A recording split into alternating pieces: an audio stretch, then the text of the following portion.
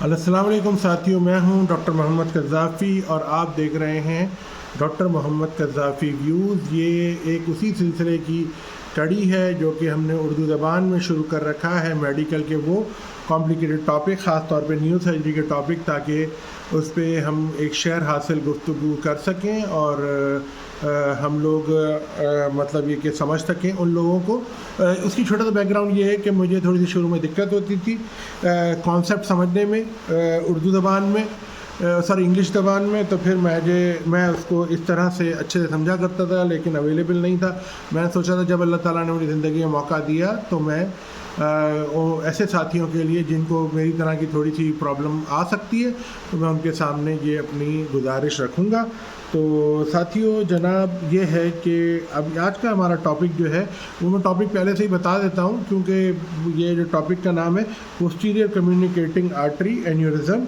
इसमें ना हमने इसकी एनालॉजी के लिए, एक रियल एनालॉजी के लिए हमने एक पेशेंट लिया है जो कि हमारा अपना पेशेंट है, जिसको हमने इस तरह से ट्रीट किया था और करवाया भी था। कुछ चीज़ें हम करते हैं, कुछ चीज़ें हम बाहर से करवाते हैं। जो हम बाहर से करवाते हैं हम बता देते हैं आपको वो ख़ास तौर पे, और जो चीज़ हम खुद करते हैं वो आपके आगे हम बात रख देते हैं कि हमने ही किया। उसमें ज़्यादातर हमारा काम खुद का किया हुआ, हमारी टीम का मिल के काम करते हैं। तो थोड़ा सा मैं आपके आगे ये पेश कर दूँ कि ये एक 61 साला ख़ातून थी और ये राइट हैंडेड ख़ातून थी। तो जनाब, हम जहाँ से ये सिलसिला अपना शुरू किया था वहीं से हम आपके आगे पेश कर रहे हैं। तो ये एक 61 साला ख़ातून है, जैसा कि मैंने आपके आगे गुजारिश की थी। ये जो है ये इनको जो है ना बहुत सीवियर हाई ब्लड प्रेशर रहता था और इनकी स्मोकिंग की इनको मसला था। ये स्मोकिंग करती थी। मैं स्मोकिंग को मसला ही समझता हूँ, इसलिए कि मैं नहीं करता हूँ, इसलिए मैं इसको मसला समझता हूँ। मेरे को ख़ुद को एक प्रॉब्लम है डायबिटीज़। मैंने कहा मैं स्मोकिंग नहीं करता हूँ तो मेरे को एक गिफ्ट मिल गया डायबिटीज़ का, जिसमें मेरा जेनेटिक कसूर है। वैसे तो कसूर नहीं है, जेनेटिक है। चलो ठीक है जी, कोई नहीं, अल्लाह ताला बड़े करीम है। अच्छा जी, चलें। उसके बाद जो है ये पेशेंट जो हैं, इन्होंने ये इमरजेंसी में तशरीफ़ लेके आई और बहुत इनको सीवियर हेडेक था और ये तशरीफ़ लेके आई और ये जो है अपना क्या कहते हैं ख़ुद गाड़ी ड्राइव करके आई हमारे पास। और न दूसरी बात ये है कि ये जो पेशेंट थी ये है ना, इनको पहले कोई किस्म की हेडेक की या थंडर क्लैप या आप कह लें कि है ना कोई मिग्रेन हेडेक या ऐसा कोई इनको कंप्लेन नहीं थी। कभी इन्होंने इस तरह कंप्लेन नहीं की हमारे आगे कि जी मुझे हेडेक मसला है, मुझे ये मसला। कभी उन्होंने कोई इस तरह की प्रॉब्लम का जिक्र नहीं किया हमसे। और उनकी फैमिलियल हिस्ट्री सिग्निफिकेंट सिर्फ इस हवाले थी कि उनकी जो माँ की साइड से जो कोई उनकी फूफी सॉरी खाला थी या ना, या मतलब कि माँ की साइड से वो खातून थी, बहरहाल हमने नहीं पूछा। उन्होंने बताया 10 साल पहले उनको एन्यूरिज्म हुआ था और वो एन्यूरिज्म जो है उनको ब्रेन में था।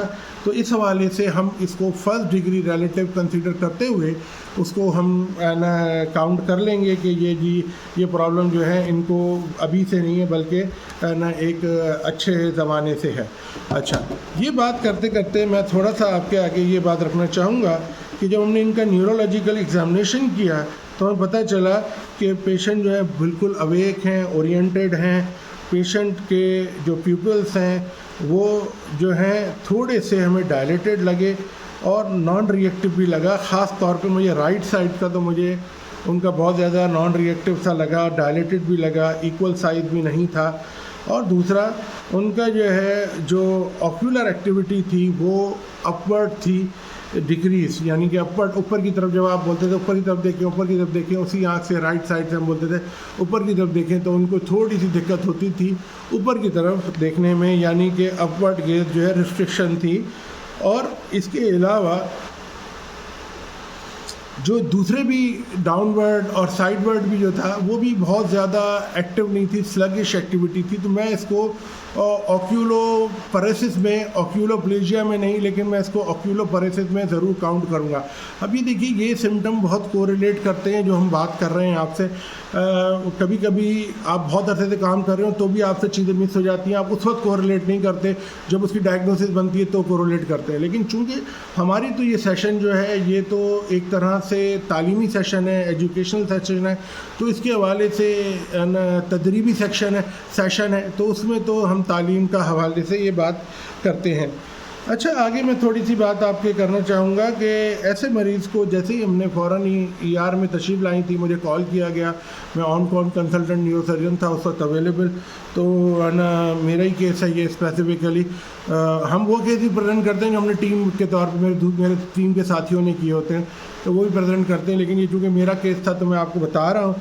अच्छा, ये जो पेशेंट है इसका हमने CT स्कैन किया, तो ना CT स्कैन पे हमें जो मुझे नज़र आया वो ये था कि उनके जो बायलैटरल दोनों तरफ उनके जो है ये सिल्वियन फिशर्स जो थे वो ऑक्यूपाई थे, सब एरकनाइड हेमरेज थे, उनके जो बेजल सिस्टम्स थे तमाम के तमाम प्रीपोंटाइन, क्वाड्रिजेमिनल सिस्टम, सारे सिस्टम जो थे बेजल सिस्टम थे सब ऑक्यूपाई थे। इवन दो उनका ये जो क्या कहते हैं इंटर हेमिस्फीयरिक में भी जो इंटीरियर इंटर हेमिस्फीयरिक स्पेस में भी मुझे जो है सब एरकनाइड हेमरेज की फिल्म नज़र आ रही थी, जो कि 1 मिलीमीटर से ज़्यादा थिक थी, कहीं पर 2 मिलीमीटर, कहीं 3 मिलीमीटर भी थी। और मुझे मैं एक्सोजरेट ना करूं तो मुझे सिल्वियन फिशर में 4 मिलीमीटर तक की भी थिकनेस मतलब ये कि मतलब दिखी है। अच्छा जी, अब इस तरह के जो पेशेंट होते हैं इसको हम अपने एक्सपीरियंस में, अब ये जो पेशेंट बता रहे थे कि है ना कि ऐसे मरीज़ का आपके जहन में प्रोविजनल डायग्नोसिस क्या आता है।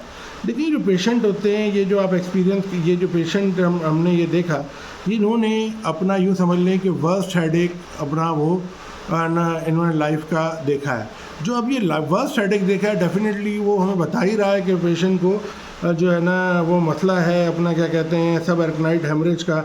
अच्छा, दूसरा मैं एग्जामिनेशन पॉइंट ऑफ व्यू बताना चाहूँ कि इनका कर्निक साइन भी पॉजिटिव था और इनका मेनिंजिज्म भी था और नकल रिजिडिटी भी थी नेक फ्लेक्शन के ऊपर और फिर।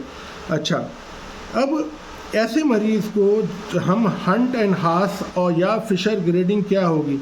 देखिए, मेरे हिसाब से जब मैंने इसको देखा तो मुझे इसकी जो हंट एंड हास ग्रेडिंग जो थी वो तो 2 थी, लेकिन इनकी जो फिशर ग्रेडिंग थी वो ज़रूर 3 थी, क्योंकि जिस तरह की मैंने आपको वो प्रेजेंटेशन बताई है CT स्कैन की, और आप लोग मुझसे बेहतर जानते होंगे या जो लोग इसे पढ़ रहे हैं वो अब तो अच्छे से समझ गए होंगे कि हंट एंड हास जो होती है वो हम करते हैं क्लिनिकल प्रेजेंटेशन। तो क्लिनिकली पेशेंट फिर भी बेहतर प्रेजेंट कर रहा है कि एक न्यूरोलॉजिकल डेफिसिट ज़रूर है उसको, ऑप्थेल्मोपरेसिस का, और साथ में पीपल डायलेट हो रहे हैं, बाकी पेशेंट को हेडेक ही है सिर्फ, और कोई ऐसी ऑल 4 लिम्स इंटैक्ट हैं उसके। अच्छा, मतलब इंटैक्ट से मुराद है कि 5/5 पावर है, कोई सेंसरी डेफिसिट और कहीं नहीं है।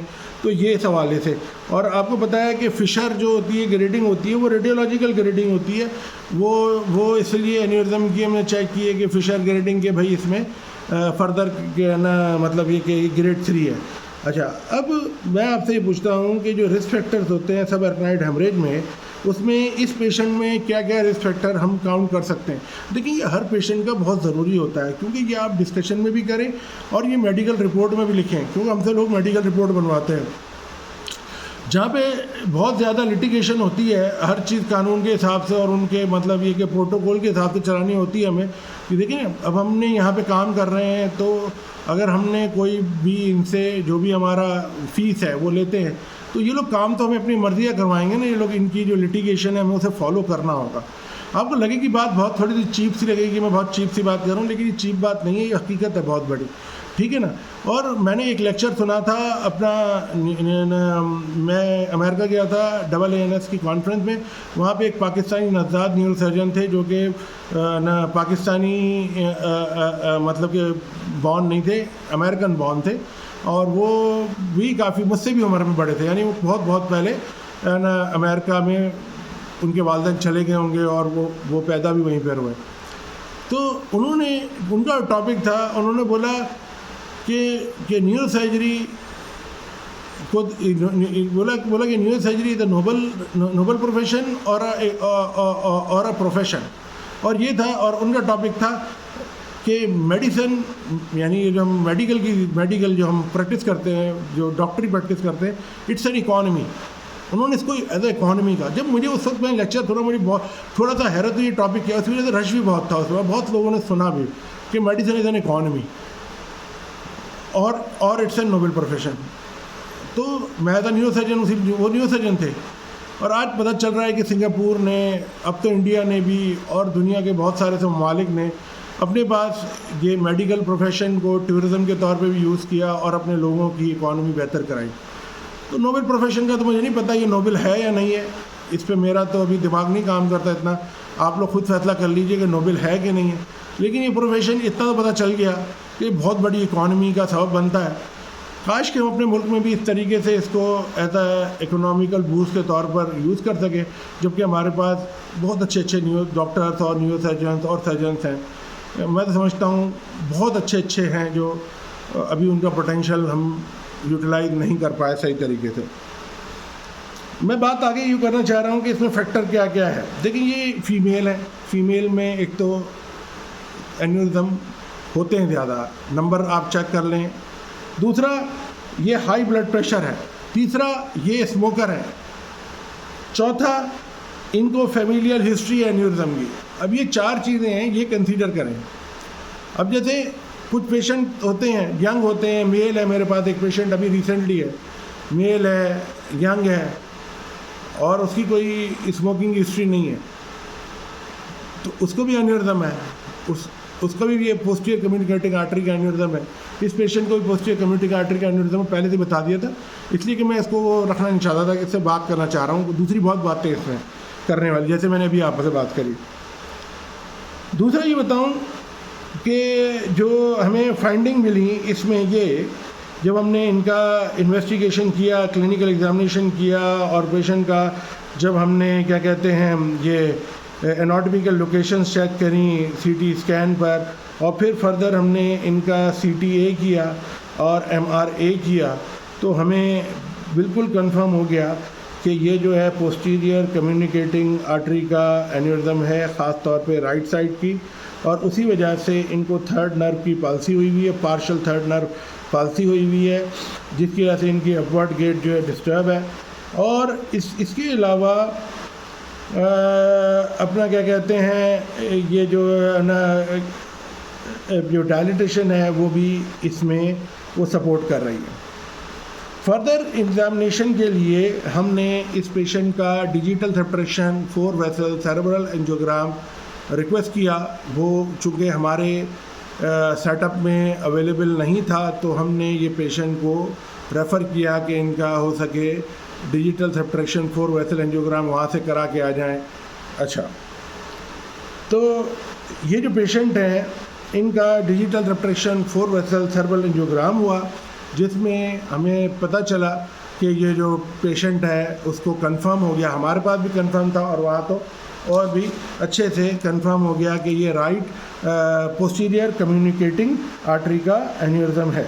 ये जो पेशेंट की हम ट्रीटमेंट है, इसमें हम ओपन कर देते हैं कि जब पेशेंट को हम भेजते हैं digital separation 4 vessel cerebral angiogram के लिए, तो हमको बोल देते हैं कि अगर आपने इसकी एंडोवेस्कुलर कोइलिंग करनी है या एंजियोप्लास्टी करनी है तो आप प्लीज़ कैरी ऑन वहीं पे कर लीजिए, वरना अगर आप समझते हैं कि patient is not a candidate for that, then वो पेशेंट हमें यानी पेशेंट का नहीं हो सकता ऑपरेशन, तो फिर आप हमें वो भेज दें पेशेंट, और हम अपने तौर पर फिर उसका जो है क्लिपिंग का इंतज़ाम करते हैं। हमारे पास अपनी टीम है, उसमें हमारे 2 सर्जन हैं, मैं भी उसका हिस्सा हूँ, तो वो भी मिलके करते हैं।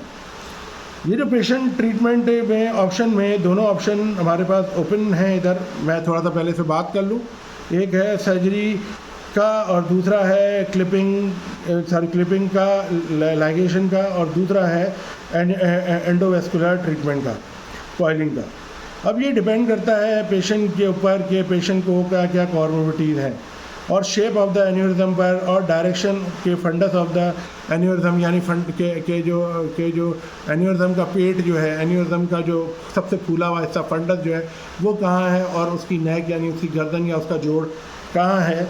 तो ये भी बड़ा इम्पोर्टेंट होता है इसकी एनाटॉमी को समझने के लिए। अब मैं आपसे आगे जो बात करना चाह रहा हूँ कि ये जो है अपना क्या कहते हैं, हमारे पेशेंट को तो कोमॉर्बिडिटी थी, ब्लड प्रेशर ही था, लेकिन बात यह है कि ये पोस्टीरियर सर्कुलेशन में जो है अगर वो कोयलिंग हो सके तो वो बेहतर है। तो उन्होंने उसको उधर ये कहा कि हम कोयलिंग में इतना बेहतर नहीं कर सकेंगे, आप बेहतर है कि इसको क्लिपिंग के लिए रख लें।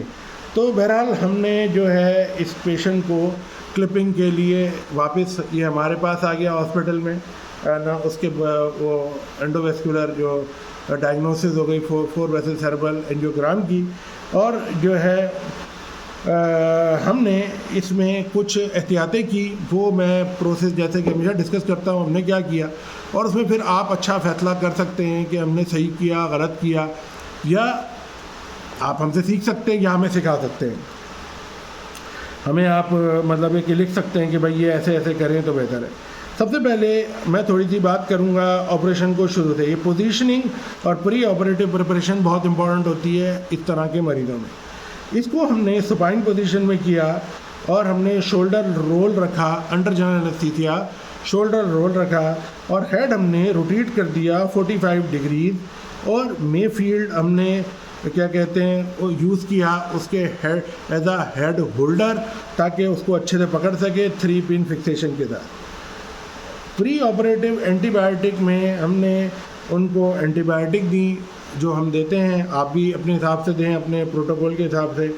हमारे पास तो बड़ी ज़्यादा एंटीबायोटिक जो होती है वो हम नहीं दे सकते, चूँकि मेरा पाकिस्तानी बैकग्राउंड है तो वहाँ पे तो अच्छी से अच्छी एंटीबायोटिक भी दे दी जाती है एकदम से शुरू में। लेकिन हमारे पास ये होता है कि हम ज़रा हल्की एंटीबायोटिक यहाँ पे हमें अलाउ है, हम ज़्यादा नहीं दे सकते जब तक कि कोई रीज़न ना हो हमारे पास इन्फेक्शन का, या पेशेंट के आईसीयू नोज़ोकोमियल इन्फेक्शन होने का या उसका चांस होने का। तो हमें थोड़ा सा इन्फेक्शन डिजीज़ वालों से डिस्कस करना पड़ता है, क्योंकि हमें JCI के रूल्स को फॉलो करना पड़ता है।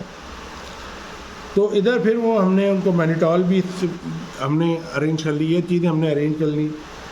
प्री ऑपरेटिवली हमने दी उसको, फ्यूरोसमाइड भी दिया हमने उसे, लेसिक्स, ताकि थोड़ा सा अच्छा, ताकि वो ब्रेन की स्वेलिंग एकदम से ना बढ़ सके। प्री ऑपरेटिवली फ़ौरन ही, यानी कि पहले से नहीं, ऑपरेशन के दौरान मतलब। अच्छा, फिनोबार्बिटॉल भी और इटोमॉइड अवेलेबल था, वो भी हमारे पास है। दोनों में से हमने कुछ भी चुन लेते हैं। वेंट्रिक्लोस्टमी जो है हमने इसमें पहले से ही डाल दी, क्योंकि हमें थोड़ा सा वेंट्रिकुलर डायलिटेशन हमें नज़र आ रही थी, बहुत सीवियर नहीं थी, लेकिन बहरहाल हमें चूँकि ऑपरेशन करना था और मतलब कि हम चाह रहे थे थोड़ा सा ब्रेन रिलैक्स हो और कम से कम हम रिट्रैक्टर्स अप्लाई करें ब्रेन के ऊपर। हमारा सिर्फ मकसद ये था और वजह भी यही थी। दूसरा ना, इसमें हमने माइक्रोस्कोप का इस्तेमाल किया। चूँकि मैं माइक्रोस्कोप फ्रेंडली नहीं हूँ इतना, मैं लूप्स इस्तेमाल करता हूँ। पिछली वीडियो में भी मैंने कहा, तो मैंने लूप्स अपने साथ रखे हुए थे। मैं वो लूप्स साथ रखे मतलब लूप्स इस्तेमाल किए थे, और लूप्स के ऊपर मेरे इधर हेडलाइट होती है, वो मैं हेडलाइट इस्तेमाल करता हूँ। अल्ट्रासाउंड भी हम रखते हैं, कभी कभी हमें मतलब पर ऑपरेटिव हमें ज़रूरत पड़ सकती है। इसमें पढ़ी नहीं पढ़ी मैं बता दूंगा आपको, लेकिन पढ़ सकती है। तो कहने की बात यह है कि थोड़ा सा फिर अच्छा, हमारे पास इधर प्री ऑपरेटिव प्रिपरेशन में हमने रिट्रैक्टर रखा हुआ था हमारे पास। जैसे कि मैंने आपको कहा था कि वैसे तो बहुत सारे रिट्रैक्टर्स हैं आपके पास, ग्रीनबर्ग भी है, बडी हेलो भी है, और न फुकुशिमा वाला भी रिट्रैक्टर होता है, और वो जो है WFNS रिट्रैक्टर या याजरगिल रिट्रैक्टर जो है, मेरा हमारे पास जो है बडी हेलो है, और हम वही इस्तेमाल करते हैं। पहले भी मैंने जिक्र किया था कि बडी हेलो है हमारे पास। अच्छा, इसके अलावा ये सोमेटोसेंसरी वो पोटेंशियल हमने उसमें रखा हुआ था अपने साथ इस्तेमाल के लिए, क्योंकि इस तरह के पेशेंट में हमें ज़रूरत पड़ती है, जस्टिफिकेशन लिटिगेशन के लिए हमें ज़रूरी है। इलेक्ट्रोएन्सेफेलोग्राम की ज़रूरत ऑन एंड ऑफ पड़ती है, हम हर केस में नहीं है, लेकिन हम रेडी रखते हैं। प्री ऑपरेटिव लिस्ट में हमारे वो अरेंज होता है। इंट्रा ऑपरेटिवली जो क्या कहते हैं हमें बहुत सारी चीज़ों का कभी इस्तेमाल नहीं भी करते, लेकिन कुछ चीज़ों को हमें ध्यान में रखना पड़ता है। एनेस्थीसिया जो है वो न क्या कहते हैं, वो जनरल एनेस्थीसिया था, उनकी मशीन को भी हम इस तरह से रखवाते हैं ताकि हमारे पास जो वर्किंग एरिया जो हमारा हेड का है वो ओपन रहे। वो समझ लें कि वो लेटरल साइड पर या हैंड साइड पर वो मशीन होती है और हम उस तरह से उसको अरेंज कराते हैं जैसे कि वो चीज़ वहाँ पर हो सके। अच्छा, दूसरा ये कि हम जो है क्या कहते हैं नेक प्रिपेयर पहले से ही कर लेते हैं ताकि अगर हमें प्रोक्सिमल कंट्रोल चाहिए हो इंटरनल कैरोटिड आर्टरी का तो हम फ़ौरन वहाँ पे टेम्परेरी क्लिप अप्लाई कर सकें। वो एरिया प्रिपेयर कर लेते हैं। हम हमेशा उसे ओपन नहीं करते, लेकिन हम प्रिपेयर ज़रूर कर लेते हैं, जो कि हमारी सर्जिकल नोट्स में भी हम उसे मेंशन करते हैं। तो मैं वो तमाम चीज़ें आपसे बात कर रहा हूँ जो हम सर्जिकल नोट्स में मेंशन करते हैं ताकि वो हमें लिटिगेशन को अवॉइड करने में मदद दे सके। ओपनिंग और डायसेक्शन के हवाले से कर्वी लीनियर इंसिशन हम इधर अप्लाई करते हैं टीरियोनल क्रेनियोटमी की मदद से। और दूसरा ये जो स्फिनाइड विंग जो होता है अपना, इसको समझ लें कि एक्स्ट्राड्यूरली हम down to the meningo orbital artery तक हम उसे मतलब ये कि निबल कर लेते हैं। दूसरा ये जो क्लिनॉइड जो है ये भी पार्शली हम कभी कभी रिमूव करना पड़ता है और अक्सर बेशतर, मैं कभी कभी कह रहा हूँ हम ये सोचे जाते हैं कभी कभी, लेकिन अक्सर बेशतर हमें रिमूव करना पड़ जाता है जब हम इस तरह का पोस्टीरियर सर्कुलेशन को एड्रेस करने का सोचते हैं। एडिक्वेट एक्सपोजर भी हो जाता है, maximum control of the internal carotid artery भी हमें मिल जाता है उधर। ये बस हमारा मकसद है जो कि हमें उस वक्त एक हमें मेंटल बहुत बड़ी लिबर्टी दे देता है। आप भी ट्राई करके देखें, हो सकता है आप भी वो लिबर्टी फील करें जो लिबर्टी हम फील करते हैं। इसके अलावा जो मैं आपसे बात करूँगा कि आप जो है ये बोन एजेस पर हम अच्छे से वैक्स इस्तेमाल करते हैं, बोन वैक्स, ताकि वो एरिया ब्लीड ना करें। और दूसरा एयर एम्बोलिज्म को भी किसी हद तक थ्योरेटिकली आप कंट्रोल करने में कामयाब हो जाते हैं। दूसरा आप जो है ये क्या कहते हैं अपना ड्यूरा को जब आप ओपन करते हैं तो आप जो है वो स्फिनॉइड विंग पर ओपन करते हैं, हम करते हैं ओपन, और स्प्लिट करते हैं जो है फिशर को। उसके बाद अंडर द माइक्रोस्कोप भी कर सकते हैं, अंडर द लूप्स भी कर सकते हैं, जिसमें आप कन्वीनियंट हों, जो आपके लिए आसानी का सबब हो, जिसमें आप, क्योंकि बैठ के सर्जरी करता हूँ ज़्यादातर, तो फिर मुझे लूप्स में वही लिबर्टी मिल जाती है जो माइक्रोस्कोप में। बहुत सारे लोग माइक्रोस्कोप में खड़े होकर करते हैं, वो माइक्रोस्कोप उनको एक तरह सपोर्ट देता है, मुझे लूप्स में बैठ कर करने में आसानी मिलती है। फिर दूसरा मुझे फ़ौरन ही साइड मुझे विज़न जो है वो मिल जाती है पेरिफेरल। तो ये मेरे पहले भी मैंने इस तरह की जस्टिफिकेशन दी थी। बहरहाल जो मेरे साथ है मैं आपको बता रहा हूँ, आप लोग अपने साथ वो कीजिए जिसमें आप बेहतर हैं। दूसरी बात ये कि है ना, ये जो है मैं आगे बात कर रहा था कि ये जो वेन्स होती हैं या फ्रंटल कॉर्टेक्स होता है, तो यहाँ पर आपने ये थोड़ा सा देखना है कि है ना फ्रंटल कॉर्टेक्स में और वेन्स में बिल्कुल भी इंजरी नहीं दें अननेसेसरी कहीं भी, ये बहुत अवॉइड करें। लोग समझते हैं नहीं, थोड़ा सा कॉर्टिकॉटमी कर लेते हैं, यहाँ यूँ हो जाएगा वो हो जाएगा, अगर थोड़ी, लेकिन बहुत एहतियात करें, उससे आपके आउटकम में बहुत ज़्यादा पॉजिटिव रिज़ल्ट्स आपको मिलेंगे। मुझे पता है बहुत सारे लोग एहतियात करते हैं, लेकिन बस ये एहतियात बतानी भी ज़रूरी है और करनी भी ज़रूरी है। दूसरा, आप रिट्रैक्टर अप्लाई करें फ्रंटल लोब पर, जेंटल अप्लाई करें, और एकदम से जो है ना बहुत ज़्यादा इतना नहीं कि कुछ लोग मतलब कि उसको रिट्रैक्टर की मदद से उसको एकदम से खोलने की कोशिश करते हैं, वो उनको कमांड होती है, लेकिन हम इस तरह नहीं करते। हम शार्प डिसेक्शन पे बिलीव करते हैं, अंडर विजुअलाइजेशन और कंट्रोल्ड डायसेक्शन पे हम बिलीव करते हैं, क्योंकि हमें पता है वो बहुत अच्छी कभी कभी खोल देता है, बहुत आपका वक्त भी बच जाता है, और कभी कभी आप शार्प में कुछ गलतियां कर बैठते हैं जो कि उसमें नहीं होती। लेकिन हमारा ट्रस्ट अपनी शार्प डायसेक्शन पे ज़्यादा है, ना कि वो रिट्रैक्टर अप्लाई करके एकदम से दोनों रिट्रैक्टर लगाएं और जगह को अननेसेसरी ज़्यादा ओपन करने की जो भी कोशिश होती है वो हम इतना हमारे लिए कन्वीनियंट बिल्कुल भी नहीं होता है। आगे बताऊं कि आपने यहाँ पर सबसे पहले तो आइडेंटिफाई करना है ऑप्टिक नर्व को और कैरोटिड आर्टरी को, और दूसरा जो है डायसेक्ट करना है कि ताकि है ना डायसेक्शन इधर बिल्कुल शार्प कर देनी है आपने, ताकि जो है आप इतना कैरोटिड का आपने एरिया ज़रूर आज़ाद कर लेना है कि ताकि आप जो है अगर वहाँ क्लिप अप्लाई कर सकें उस डायसेक्शन और उस ख़ास जगह पर आपको तेज़ी से भी आप लग करा सकें और मतलब कि गैर ज़रूरी आप नुकसान भी ना दें मरीज़ को। तो ये बड़ा इम्पॉर्टेंट होता है ताकि आपको टेम्परेरी क्लिपिंग के लिए एक तरह से जगह आपके पास पड़ी होगी। समझें कि आपने वो नेक वाला मसला आपका तकरीबन फिर वो ज़रूरत नहीं पड़ती उसकी और आप फ़ौरन से अप्रोच कर लेते हैं। अच्छा, दूसरी बात ये है कि ये जो है फिर यहाँ पर आपने वाइड ओपनिंग करनी है सिल्वियन फिशर की और जेंटली लेकिन आराम से और सेफ्टी को एहतियात के साथ रखते हुए ताकि आप क्लिपिंग कर सकें। जो डायसेक्शन आपने एक दफ़ा कर ली तो फिर जो है आपने एहतियात से लेटरली अगर प्रोजेक्टिंग एन्यूरिज्म है, यानी प्रोजेक्टिंग एन्यूरिज्म वो लेटरली तो आप ही की तरफ देख रहा होगा एन्यूरिज्म आम तौर पे, तो वो अगर लेटरली प्रोजेक्टिंग एन्यूरिज्म है तो वो आपने अवॉइड करना है कि वो इवल्जन ऑफ द फंडस ना हो जाए, ख़ास तौर पे ना टेम्पोरल लोब की अटैचमेंट से। तो ये बहुत ज़्यादा इम्पॉर्टेंट बात होती है।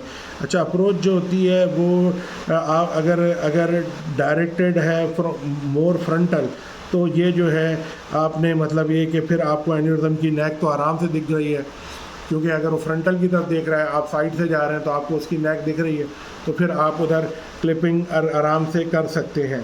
देखिए, क्लिपिंग के वक्त कुछ एहतियात करनी चाहिए। लोग कहते हैं क्लिपिंग बड़ा ही एक मुश्किल मरहला है, ओवर रेटेड भी है, इतना भी मुश्किल मरहला नहीं है अगर उसको बहुत मुश्किल मरहला ना समझा जाए। अगर हम उसे बहुत मुश्किल मरहला समझ के करेंगे तो फिर हम वो क्लिपिंग अच्छी नहीं कर पाएंगे, बल्कि हम वो डैमेज कर देंगे फंडस पे ही उसको, और नेक नज़र भी आ रही होगी तो भी हमने कहीं और लगा देना वो। तो उसमें आप अलर्ट रहें, एक्साइटेड कम हो। बहुत सर्जरियाँ करने के बाद आज भी मैं एक्साइटेड हो जाता हूँ, लेकिन वो सब मैं आपको समझाता हूँ कि कज़ाफ़ी अपने आप को एहतियात से लेके चलना है, और वो अब समझ में आने भी लगी है। अब वो एज निकल गई है कि आप जो है एक्साइटेड हों उसकी नेक देखकर। अच्छा, देन आप जो है टेम्परेरी क्लिप अप्लाई करते हैं और फिर आप जो है और फिर थोड़ी सी डायसेक्शन कर लेते हैं कि नेक और डोम आपको अच्छे से नज़र आए। अच्छा, ये टेम्परेरी क्लिप जो होता है वो इंटरनल कैरोटिड आर्टरी पे आप लगा सकते हैं 15 मिनट तक। मैं 10 मिनट से ज़्यादा नहीं लगाता हूँ। ये नहीं कि मुझे उस थ्योरी पे यकीन नहीं है, मुझे अपना डर होता है कि वो कहीं नुकसान ना हो जाए। तो अल्लाह का शुक्र है कि वो इस तरह के इवेंट से मैं बच गया हूँ। मुझे पता है 15 मिनट से भी ज़्यादा 18 मिनट भी लगा लेते हैं लोग, लेकिन मैं 10 मिनट लगा के फिर रिलीफ देता हूँ। उसका भी लोग कहते हैं कि ये बार बार खोलना बंद करना, बार बार खोलना, उससे रीपरफ्यूजन इंजरी होती है, लेकिन शायद मैं कन्वीनियंट फ़ील करता हूँ उसमें। आप 15 मिनट तक लगा सकते हैं। किताबें और बड़ी रिसर्च इसको सपोर्ट करती है। मैं चूँकि इधर खुद केस को अपने प्रेजेंट कर रहा हूँ तो मैं अपने बारे में बता रहा हूँ। इसके अलावा हमने सिस्टेमिक हाइपरटेंशन के को यूज़ कराते हैं और फिनोबार्बिटॉल और इटोमोल्ट का भी इंतज़ाम करते हैं। हल्की सी हाइपोथर्मिया भी करते हैं। मैनिटॉल ख़ास तौर पे टेम्परेरी क्लिपिंग के वक्त उस वक्त हम इस्तेमाल कर लेते हैं। अच्छा, जो डायसेक्ट होता है मतलब कि डायसेक्शन के दौरान हम जब जैसे टेम्परेरी क्लिप लग गया तो हमारा बस मेन कंसर्न ये होता है कि सेफली हम नेक को डायसेक्ट कर लें डोम से, ख़ास तौर पे एन्यूरिज्म के, ताकि वो उससे बचा जा सके। उसके बाद हम जो है उधर ना क्लिप प्लेस कर देते हैं और उसके बाद डायसेक्शन समझ लो कि जैसे ही हमारी मुकम्मल हो जाती है हम क्लिप प्लेस कर देते हैं और हम जो है फिर दूसरे परफोरेटर्स को चेक करते हैं। अच्छा, बात यह है कि ये जो आपको एडवांसमेंट ऑफ क्लिप होती है, यानी कि क्लिप को आगे बढ़ाना, ये उस हद तक सही है ये पीकॉम में कि जब तक आप किसी और आर्टरी को कॉम्प्रोमाइज़ नहीं कर रहे। जहाँ पे आपको डर हो कि उसकी जो नोक है वो चुभ सकती है दूसरी आर्टरी को, तो फिर उससे आपने फासला रखना है। वो कहते हैं वो तो सिर्फ टच ही तो कर रही है जी, टच कर रही है, वो अल्सर कर देती है उसके अंदर और फिर वो मसला हो जाता है और वो रप्चर हो सकती है। तो आपने इतना ज़्यादा रिस्क नहीं लेना है और एहतियात का दामन ज़रूर इसमें रखना है अपने साथ। एहतियात बहुत ज़रूरी है। इसके अलावा जो है आपने अल्ट्रासाउंड को भी इस्तेमाल करना है कि ये डोम को वेरीफाई करने के लिए मेरे साथी बहुत अच्छे तरीके से वो करता है, तो मैं तो नहीं करता वो, लेकिन वो जब होता है मेरे साथ तो वो अच्छे से उसको इस्तेमाल करता है और मुझे बताता है। ये स्किल उसके पास बहुत बेहतर है। इसके अलावा अगर आप देखें परफोरेटर्स में फ़्लो नहीं आ रहा या वैसे फ़्लो नहीं आ रहा, तो आप जो है फिर मतलब ये कि री एप्लीकेशन भी कर सकते हैं, वो बड़ा रिस्की होता है, इसलिए आप अच्छे से एनाटमी को चेक करके फिर करें, वो बेहतर है। अच्छा, दूसरा आपको ये बता दूं कि जो मेम्ब्रेन ऑफ लिलीक्विस्ट है, ये इसको आपने आइडेंटिफाई करना है इंटरनल कैरोटिड आर्टरी के साथ ही, और तो ताकि है ना इसको आप अच्छे से विजुलाइज भी करें और रिलीज़ करें इसकी टैदरिंग अगर है, ताकि आपको बहुत आसानी से पता चल जाए पोस्टीरियर कम्युनिकेटिव आर्टरी और थैलेमो परफोरेटिंग वेसल के बारे में, और आप सही जगह पे जाके क्लिप अप्लाई कर सकें। अच्छा, इंट्रा ऑपरेटिव एंजियोग्राम भी किया जा सकता है अगर पॉसिबल है और फैसिलिटी है। चूँकि हमारे पास एंजियोग्राम की फैसिलिटी है ही नहीं सिरे से, तो हम तो वो करते ही नहीं हैं उसके ऊपर ऑपरेटिव, लेकिन किया जा सकता है, ये मैं आपसे बात कर रहा हूँ, और अगर आपके पास ऑप्शन है तो आप ज़रूर कीजिए। अच्छा, क्लोज़ के वक्त आप क्लोज़ करें और पेशेंट को लेयर बाय लेयर और हीमोस्टैट्स रखते जाएं, और बहुत ज़्यादा ना, लेकिन एक लेयर रखना बहुत अच्छा होता है और उसके बहुत ज़्यादा फ़ायदे होते हैं। इसके अलावा न पेशेंट को ये इंटेंसिव केयर यूनिट में यानी आईसीयू में शिफ्ट कर दें और इमीडिएटली उनकी पोस्ट ऑपरेटिव सीटी स्कैन या सीटीए कर लेना अगर फिजिबल है तो बेहतर है, और उनका न्यूरोलॉजिकल एग्जामिनेशन भी उस वक्त कर लेना चाहिए। ये मैंने केस आपके आगे से प्रेजेंट किया कि पोस्टीरियर कम्युनिकेटिंग आर्टरी को कैसे एड्रेस किया जा सकता है, अप्रोच क्या होती है, ये आप भी को भी पता है, मैंने बता दी। लेकिन जो हमने एहतियातें की, असल में एक तरह से हमने अपना केस प्रेजेंट किया है। उम्मीद करता हूँ आपको पसंद आया होगा, और प्लीज़ हमें लाइक कीजिए, सब्सक्राइब कीजिए और सपोर्ट कीजिए। सपोर्ट की बेइंतहा ज़रूरत है। Thank you so much.